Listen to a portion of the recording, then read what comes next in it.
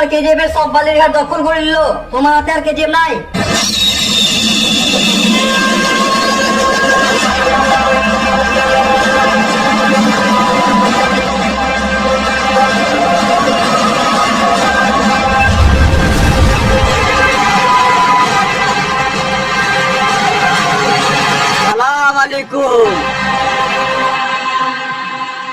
ওয়ালাইকুম আসসালাম।